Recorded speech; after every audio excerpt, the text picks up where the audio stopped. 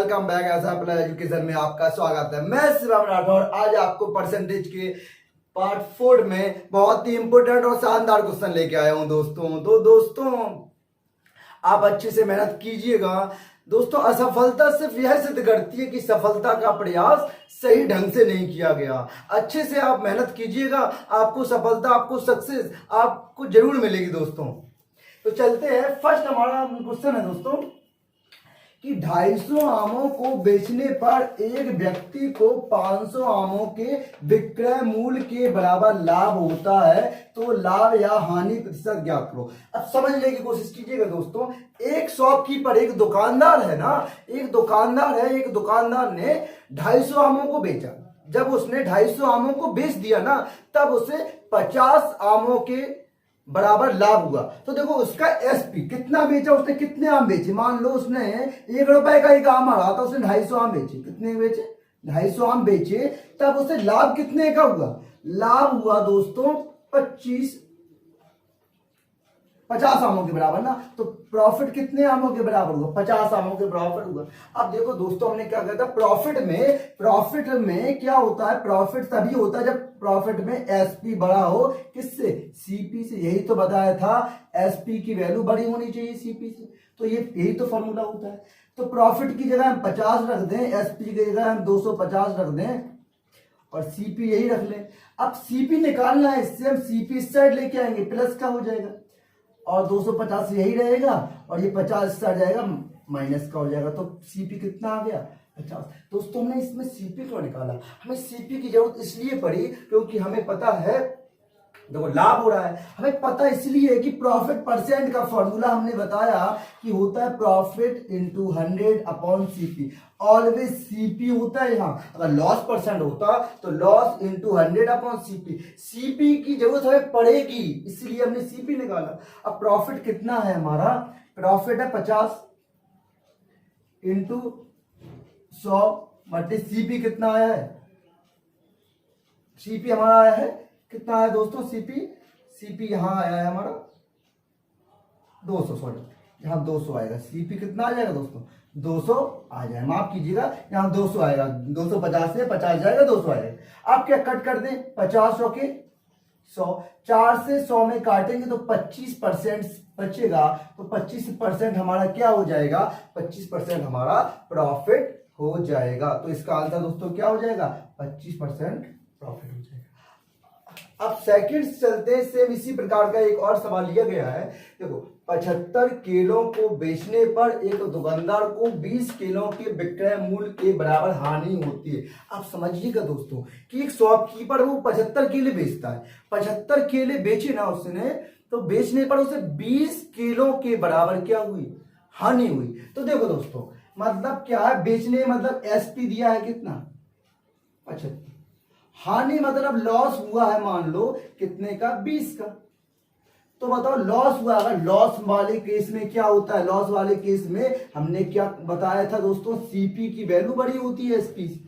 मतलब क्या? CP greater than SP.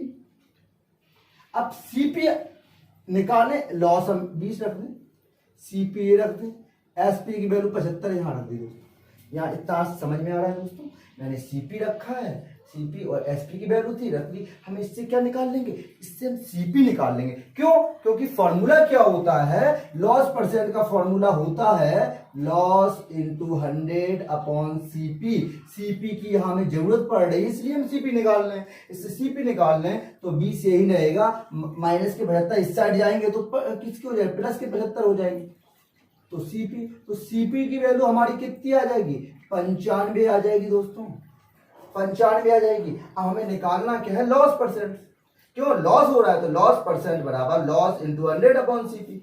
तो देखो दोस्तों, लॉस कितना आ गया हमारा? 95 आ गया इंटू 100 बटे सीपी कितना है? सीपी हमारा है, सीपी आया लॉस हमारा है, लॉस कितना आया दोस्तों? लॉस 20 था, लॉस 20 हो गया इंटू 100 और सीपी कितना है? 95। हम कट करेंगे दोस्तों, 5 के 20, 5 से काटेंगे तो 5 का 5 और 4 5 45 हो जाएगा। तो 45 मतलब क्या हो जाएगा? 400 बटे 19 हो जाएगा। अब देखो अगर दोस्तों हमें करना क्या, ये हानि हो रही होगी। अब देखो दोस्तों, या तो हम फिक्सर है तोड़ने से, कैसे तोड़ेंगे, देखो 19 दूनी 38, अब 2 बचेगा, 2 और 0 20 हो जाएगा, 19 से कम 19%। अब इसका आंसर ये हो जाएगा C1। देखो दोस्तों अब इतना ही निकालते, आपको अगर टाइम, आपको अगर 19 होगा दोस्तों, अगर आपको यहीं से आप कर देते, क्योंकि ऑप्शन देखते हैं 19 किस में आ रहा है, सिर्फ 19 इसमें आ रहा है, तो आपको कुछ करने की जरूरत नहीं, यहीं से आप देख के ये लगा सकते थे ऑप्शन कि 21 सही 1/19% का उसे हानि हो रही होगी। इतना ही से देख के कर सकते थे। हाँ तो क्योंकि एग्जाम में हमें टाइम बचाना होता है, इससे हम निकाल लेते, ये आंसर हो जाता। थर्ड क्वेश्चन पे चलते हैं दोस्तों। देखो क्या है थर्ड क्वेश्चन हमारा, 66 मीटर कपड़े को बेचने पर एक व्यापारी को 22 मीटर कपड़े के क्रय मूल्य के बराबर हानि होती है। अभी तक क्या हो रहा था, विक्रय मूल्य के बराबर हानि हो रही थी, अब क्रय मूल्य के बराबर हानि होती है, तो लाभ या हानि प्रतिशत ज्ञात करो। मान लो इसमें दोस्तों मैं ये मान लूं क्या, 1 मीटर कपड़े का क्रय मूल्य 1 रुपए है। अगर मैं 1 मीटर कपड़े का क्रय मूल्य 1 रुपए मान लूं, तो 66 मीटर कपड़े का क्रय मूल्य कितना हो जाएगा, तो 66 मीटर कपड़े का क्रय मूल्य 66 रुपए हो जाएगा। तो मैंने माना, सपोज माना 66 मीटर कपड़े का, 66 मीटर कपड़े का क्रय मूल्य, क्रय मूल्य को हम किससे कहते हैं, सीपी भी कहते हैं। क्रय मूल्य मान 66 मीटर कपड़े का क्रय मूल्य है अपना 66 रुपए। कितना रुपए, 66। अब कह रहा है व्यापारी को 22 मीटर कपड़े के क्रय मूल्य के बराबर क्या होती है, 22 मीटर कपड़े के क्रय मूल्य के बराबर हानि होती है। तो हानि दी गई है आपको, हानि 22 मीटर को अगर हम लिखें तो क्या 22 रुपए लिख ले, क्योंकि हमने 1 मीटर कपड़े का मूल्य 1 माना है, 1 मीटर कपड़े का मूल्य 1 माना है, कि 22 मीटर इसमें लिखेंगे 22 रुपए, 22 मीटर कपड़े के क्रय मूल्य के बराबर हानि होती है, 22 मीटर कपड़े के क्रय मूल्य के बराबर हानि होती है, कपड़े के किसके क्रय मूल्य के बराबर उसे हानि होती है। तो देखो दोस्तों हमने क्या किया, पहले सीपी दिया है, 66 मीटर कपड़े को बेचने पर एक व्यापारी को 22 मीटर कपड़े के क्रय मूल्य के बराबर हानि होती है। तो क्रय मूल्य के बराबर हानि होती है, तो हमने 66 मीटर कपड़े का क्रय मूल्य मान लिए, तो 66 मीटर कपड़े का क्रय मूल्य मान लिया, माना 66 मीटर कपड़े के क्रय मूल्य 66 रुपए हो गया, हानि माना 22 मीटर, तो इसको 22 रुपए हो गया हमने, क्योंकि 1 मीटर कपड़े का क्रय मूल्य 1 रुपए माना है, तो हो गया। अब देखो दोस्तों निकालना क्या हमें, हानि हो रही तो हानि परसेंट ही निकलेगी, और हानि परसेंट मतलब लॉस परसेंट का फॉर्मूला होता क्या है, लॉस इंटू 100 अपॉन सीपी। अब देखो दोस्तों लॉस कितना है हमारा 22 इंटू 100, सीपी कितना है हमारा 66। अब करें 22 से कम 22 दिया 66। अब 100 में 3 का भाग देंगे तो 3 तिरका 9 10 हो जाएगा, 3 तिरका 9 33 सही 1/3% की दोस्तों इसमें क्या हो रही होगी, हानि हो रही होगी, तो इसका आंसर सी हो जाएगा। चलो दोस्तों चलते हैं चौथे क्वेश्चन की तरफ। 75 आमों को बेचने पर एक दुकानदार को 20 आमों के क्रय मूल्य के बराबर लाभ प्राप्त होता है। तो दुकानदार क्या, शॉपकीपर वो 75 आम को सेल करता है ना, तो तब सेल करने पर उसे 20 आमों के क्रय मूल्य के बराबर क्या होता है, क्रय मूल्य के बराबर लाभ प्राप्त होता है। तो लाभ या हानि परसेंट ज्ञात करो। तो देखो दोस्तों क्या है कि हमारा सीपी की वैल्यू क्या दी गई है, सीपी की वैल्यू क्या दी गई है हमारी 75 दी गई है, ठीक है, और दुकानदार को 20 आमों के क्रय मूल्य के बराबर लाभ प्राप्त होता है। लाभ प्राप्त होता है तो प्रॉफिट कितना दिया गया दोस्तों, प्रॉफिट दिया गया हमारा 20 दिया गया है। अब बताओ दोस्तों प्रॉफिट है ना, तो प्रॉफिट में क्या होता है, एसपी की वैल्यू बड़ी होती है किससे, सीपी से, यही तो होता है। प्रॉफिट में एसपी की वैल्यू हमारी सीपी से क्या होती है, बड़ी होती है ना, सीपी बड़ा होता है एसपी से। अब देखो दोस्तों प्रॉफिट में एसपी की वैल्यू सीपी से बड़ी होती है। अब निकालना क्या है हमें, प्रॉफिट परसेंट, तो इसमें तो कुछ करना ही नहीं दोस्तों, प्रॉफिट परसेंट बराबर प्रॉफिट इंटू 100 अपॉन सीपी, क्योंकि इसमें सीपी तो हमें पहले ही से मिला है, प्रॉफिट है हमारे पास। अब 20 इंटू 100 बटे सीपी कितना है 75। अब काटेंगे दोस्तों, 25 दिया 75, 25 चौके 100, 20 चौके 80 बटे 3, यहां ये 80 बटे 3 हो जाएगा। अब देखो दोस्तों आंसर ये हो जाएगा, क्यों 3 इसमें है, अब नहीं है तो अब करेंगे। देखो 80 मतलब करेंगे 3 दूनी 6, 2 बचेगा 20 हो जाएगा, 3 18, 26 से ही 2/3% का लाभ हो जाएगा दोस्तों। इसका आंसर डी हो जाएगा। अब यही से अंदाज लगाएंगे 3 किस में है, इसमें यही आंसर हो जाता। आपको ज्यादा करने की आवश्यकता नहीं है, क्योंकि हमें वहां टाइम जितना कम से कम हो सके वो करना है। तो 5वें सवाल चलते। देखो ये सवाल रेलवे एएलपी में आ चुका है, बहुत ही अच्छा सवाल है दोस्तों। देखो क्या है, अंशुल ने एक किताब को 4% हानि पर बेच दिया। उसने क्या 4% हानि पर बेच दिया। यदि वह उसे 8 रुपए अधिक में बेचता तो उसे 6% का अधिक लाभ होता, तो क्रय मूल्य ज्ञात करो। देखो दोस्तों इन सवालों को हम कैसे करें। देखो दोस्तों अब ये बताओ कि 4% हानि पर बेच दिया, तो अगर वो 8 रुपए अधिक में बेचता तो 6 रुपए का उसे अधिक लाभ प्राप्त होता। 6 रुपए का अधिक लाभ उसे प्राप्त होता। कितने रुपए का? हर चीज कितने परसेंट होती है? हर चीज होती है 100%। कितने परसेंट? 100%। अगर उसे 6% अधिक लाभ प्राप्त होता तो कितने की वो हो रही होती? तो हम ये कह सकते हैं कि वो 106 की होगी, तभी उसे 6% अधिक लाभ प्राप्त हो। हर चीज 100% होती है। अगर 4% की हानि हो रही होती है तो कितने परसेंट होता?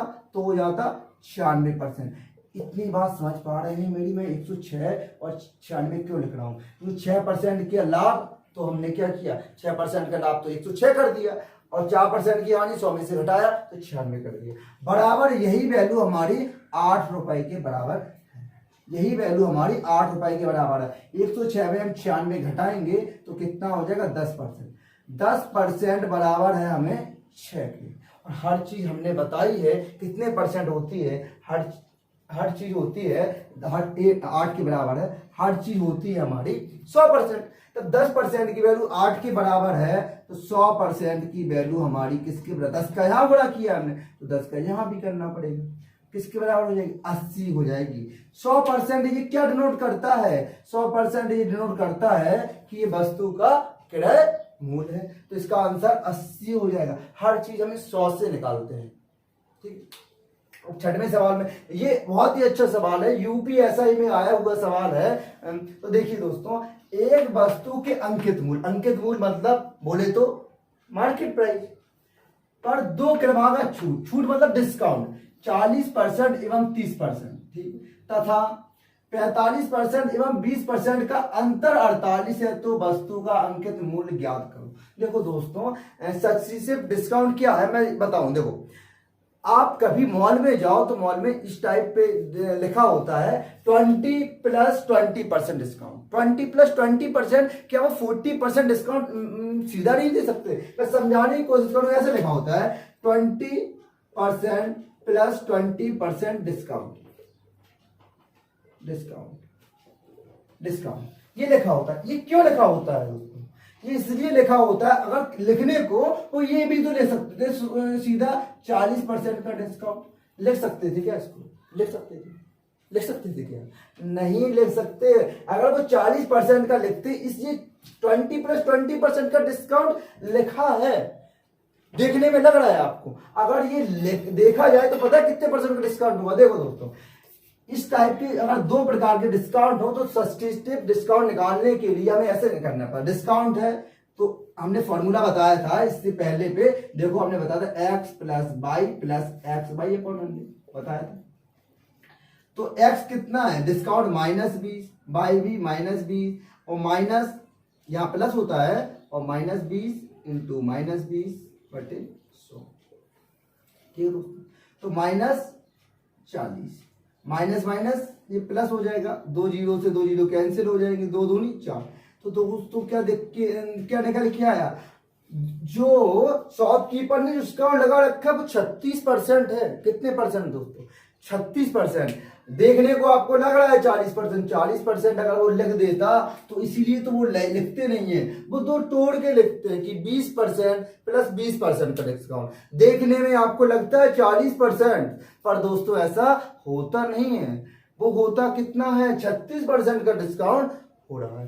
अब इसी प्रकार अब हम सवाल पे चले, सवाल क्या कह रहा है, देखो कह रहा है एक वस्तु के अंकित मूल्य पर 2 डिस्काउंट, अंकित मूल्य पर 2 डिस्काउंट।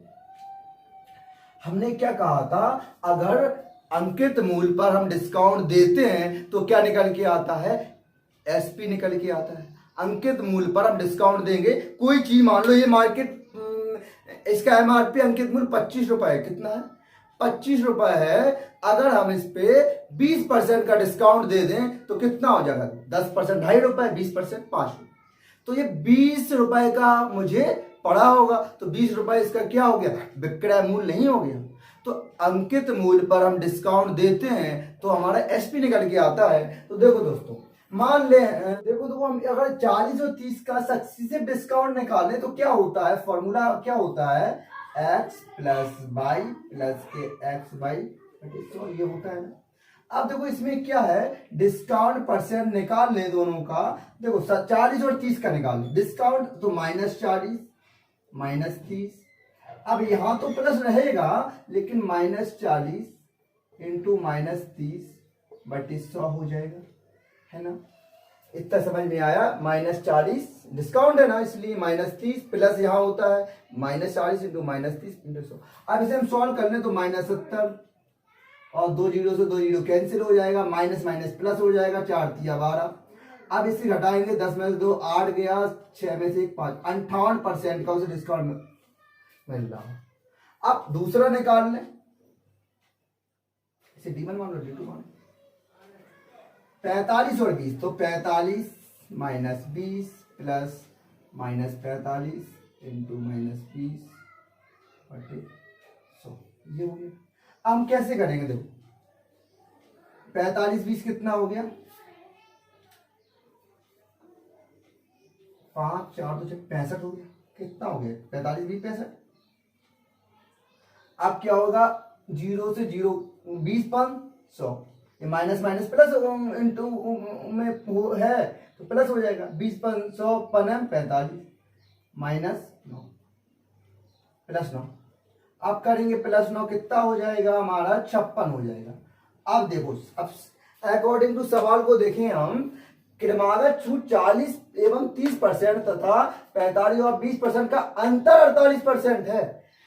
मतलब क्या कह रहा है कि 58% और 56% जो है ना, इसका अंतर, इसका 56% और 58% का अंतर है, वो किसके बराबर है दोस्तों, 48 के बराबर, है ना, ये कह रहा है। अब 58 यहां लिख लें हम, क्योंकि बड़ा वाला पहले लिखना पड़ेगा, छोटा वाला बाद में।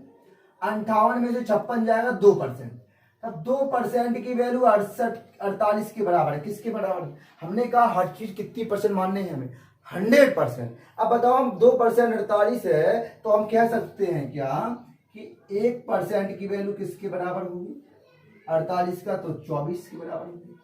अब 100% हर चीज होती है, 100 का मल्टीपल यहां करा दें तो 100% बराबर हो जाएगा हमारा 2400 के बराबर। तो 100% की वैल्यू हमारी कितनी आ गई, 2400 के बराबर। 100% को ही हम क्या कह सकते हैं, निकालना क्या, अंकित मूल्य एमपी हो गया, एमपी की वैल्यू मार्केट प्राइस हमारा कितने हो गया, 2400।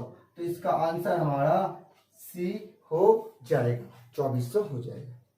दोस्तों 7वें सवाल पे चलते हैं। 7वां सवाल क्या कह रहा है, एक दुकानदार, एक शॉपकीपर ने एक मेज तथा कुर्सी 3500 रुपए में खरीदी। वो दुकान पे गया, उसने एक मेज का ऑर्डर किया, एक कुर्सी लिया, दोनों 3500 रुपए की उसे पड़ी। मेज को बेचने पर उसे 26% का लाभ हुआ तथा कुर्सी को बेचने पर उसे 20% का लाभ हुआ। यदि पूरे सौदे में उसे 20% का लाभ हुआ हो तो कुर्सी का कुल मूल्य ज्ञात करो। देखो एक एलिकेशन का क्वेश्चन है, एलिकेशन के कॉन्सेप्ट्स पे लग सकता है, लेकिन हम देखो इसे प्रॉफिट लॉस भी किस परसेंट से लगाएं कि देखो 26% का लाभ हुआ। मान लो कि मेज पर उसे एक मेज यहां डाल लें हम, कुर्सी यहां डाल लें, तो मेज और कुर्सी कर लेंगे।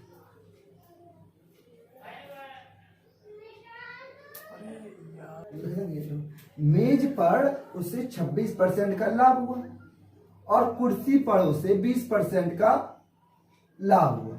मेज पर 20% का लाभ, कुर्सी पर 26% का, कुर्सी पर 20% का लाभ। यदि पूरे सौदे में उसे कितने, फिर से पढ़ना क्या करता है। 7वां सवाल पे चलते हैं दोस्तों। एक दुकानदार ने एक मेज और कुर्सी 3500 रुपए में खरीदी। दुकानदार ने, एक शॉपकीपर ने एक मेज को और कुर्सी दोनों को 3500 रुपए में खरीदा और मेज को बेचने पर उसे 26% का लाभ हुआ। मान लो मेज है, मेज उसने बेची कितने परसेंट लाभ पर? 26% लाभ। और कुर्सी को बेचने पर उसे 12% का लाभ हुआ और कुर्सी पर बेचा ना, उसे 12% का लाभ हुआ। 12% लाभ। यदि संपूर्ण सौदे में उसे 20% का लाभ हुआ हो तो कुर्सी का क्रय मूल्य ज्ञात करो। देखो एलिकेशन टाइप में हम किस टाइप में इस सवाल को लगाएं कि 20% का लाभ हुआ। जो मिडिल वाला कुल सौदा है ना, वो बीच में रख देंगे। कहां रख देंगे? बीच में रख देंगे। और एक बात हमेशा ध्यान रखना दोस्तों कि जो पूरा कुल सौदा होगा संपूर्ण, वो हमेशा एक ऐसी वैल्यू आ रही होगी, एक से तो बड़ी होगी, एक से छोटी होगी। हमेशा ये 26 और 12 के मिडिल बीच में ही आएगी। अब देखो घटाएंगे किस टाइप में? इस टाइप में घटाएंगे। 26 में से 20 जाएगा 6% 6 बचेगा रेशियो मान। और 20 में से 12 जाएगा 8 बचेगा। यहाँ माइनस नहीं लगाना है आपको, बड़े वाले में से छोटा घटाना है। अब ये नहीं करेंगे कि इसमें से यहाँ घटाया तो 6 आया, कि 12 में से 20 घटाएंगे तो -8 नहीं, बड़े में से छोटा घटाना नहीं। अब इन्हें रेशियो कर देंगे। 2 चौके 8, 2 6, 4 रेशियो 3 में बांटी जाएगी वो। अब कैसे? मैं ये कह सकता हूं 4 और 3 कितना होता है? 7। तो यहाँ नीचे अगर लगा दूं तो मैं कहता हूं 4/7 ये मेज का कर लें और 3/7 हम किसका कर लें? कुर्सी का कर लें। समझ में आया? अब क्या, मेज और कुर्सी 3500 में कहा, तो 3500 का मल्टीपल यहां कर देंगे तो हमारी मेज का क्रय मूल्य आ जाएगा और 3500 का मल्टीपल यहां कर देंगे तो हमारा किसका? कुर्सी का क्रय मूल्य आ जाएगा। अब काटेंगे 7 पना 35, 2000 और 7 पना 35, 500 कटा 1500। अब देखो ये निकल आ गया, ये हमारा निकल आया है मेज का क्रय मूल्य। मेज का क्रय मूल्य कितना आया है? 2000 और कुर्सी का क्रय मूल्य कितना आया? 1500। पूछा क्या गया है? तो कुर्सी का क्रय मूल्य। देखो दोस्तों 1500 भी आंसर है, 2000 भी आंसर है, तो लेकिन कुर्सी का पूछा गया है, इसका आंसर क्या हो जाएगा हमारा? ए हो जाएगा। 1500 रुपए उस कुर्सी का क्या क्रय मूल्य था। अब एक दुकानदार ने 100 किलो चीनी का कुछ भाग 10% लाभ पर शेष 20% लाभ पर बेच दिया। पूरे सौदे पर उसे 12% का लाभ हुआ। 10% लाभ पर बेची गई चीनी की मात्रा कितनी? देखो दोस्तों 100 किलो चीनी थी। क्या थी? 100 किलो चीनी थी। अब 100 किलो चीनी का क्या हुआ? इसका फर्स्ट में यहां मान लें, ये सेकंड मान लें, उसने 10% लाभ पर बेच दिया। कुछ भाग 10% लाभ पर, शेष भाग कितने परसेंट लाभ पर? 20% लाभ पर बेच दिया। पूरे सौदे में उसे 12% का लाभ हुआ। तो ये बीच में रखते, हमने कहा था ये जो वैल्यू होगी ये इन दोनों के बीच में आ रही होगी। अब 10 में से 12 घटाएंगे 2 आ जाएगा, 20 में से 12 घटाएंगे 8 आएगा। ये 8 और 2 के रेशियो में बटेगी दोस्तों। अब हम निकालें तो काट दें। अच्छा 4 और 1 आ गए, तो मैं ये कह सकता हूं 4 और 1, तो मैं टोटल 4 और 1 कितना होता है दोस्तों? 5। तो 5 का नीचे बट्टे में लगा दें। इसके रेशियो में चीनी की मात्रा बढ़ रही होगी। अब कितने किलोग्राम थी दोस्तों? 100। तो 100 का मल्टीपल यहां पर, 100 का यहां, 5 दूनी 10, 20 बार ये कट गया, 20 बार ये कट गया, तो 80 किलो, हाँ 80 किलो की मात्रा इसमें आ गई, 20 किलो की आता इसमें। अब पूछा क्या जा रहा है कि 10% लाभ पर बेची गई चीनी की मात्रा। ये 10% लाभ पर बेची गई चीनी की मात्रा कितनी है? 80 किलो। तो आंसर हमारा सी हो जाएगा। अगर ये पूछा होता 20% लाभ पर चीनी पर बेची गई चीनी की मात्रा, तो आंसर 20 किलोग्राम आ रहा होता दोस्तों।